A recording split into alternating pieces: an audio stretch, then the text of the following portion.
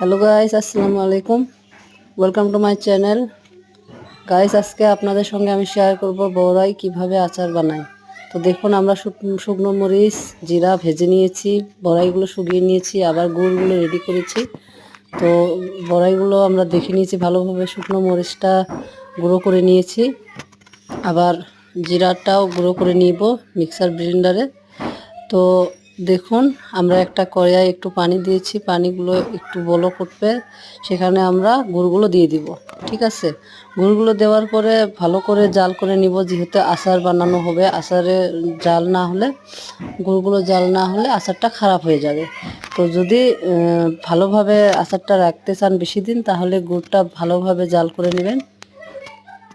তারপরে দেখুন, এখানে আমরা অল্প তেল, সরিষার তেল, একটু হলুদ গুঁড়া, একটু লবণ মিশিয়ে আবার গুড়টাকে জাল করে নিয়ে এগুলো আমরা মেখে নিয়েছি। এখানে আমরা শুকনো মরিচের গুঁড়োগুলো দিয়ে মেখে নিব। তারপরে গুড়টা ভালোভাবে জাল করে নিব। দেখুন, এইভাবে জাল করে নেবেন। নিয়ে আবার এখানে শুকনো মরিচের গুঁড়োগুলো দিয়ে আপনারা বড়াইটিকে ভালোভাবে মেখে নাড়াচাড়া করবেন। ঠিক আছে, নাড়াচাড়া করার পর দেখুন, আমরা এইভাবে করছি, কালারটা এরকম আসবে। যদি ভিডিওটি ভালো লেগে থাকে, লাইক কমেন্ট অবশ্যই করবেন। এখন গুড়গুলো জাল হয়েছে, আমরা বড়াইগুলো মেখে নিয়ে সেখানে দিয়ে দিয়েছি।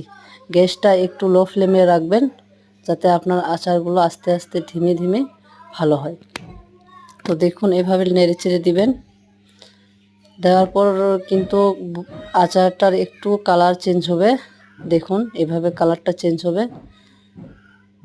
তারপর দেখুন, কালার চেঞ্জ হয়ে আসছে। গ্যাসটা একটু লো ফ্লেমে রাখবেন, বেশি হাই ফ্লেমে রাখলে আচারটা খারাপ হয়ে যাবে। তো দেখুন, এখন আমাদের আচার তৈরি হয়ে গেছে। আপনারা এখন দেখে নিন, জিরা যেগুলো গুঁড়া ছিল, গুঁড়াগুলো আমি দিয়ে দিয়েছি। তো ভিডিওটি ভালো লাগলে লাইক কমেন্ট অবশ্যই করবেন। আমাদের চ্যানেলটিকে যে নতুন আসবে, সাবস্ক্রাইব করতে ভুলবেন না।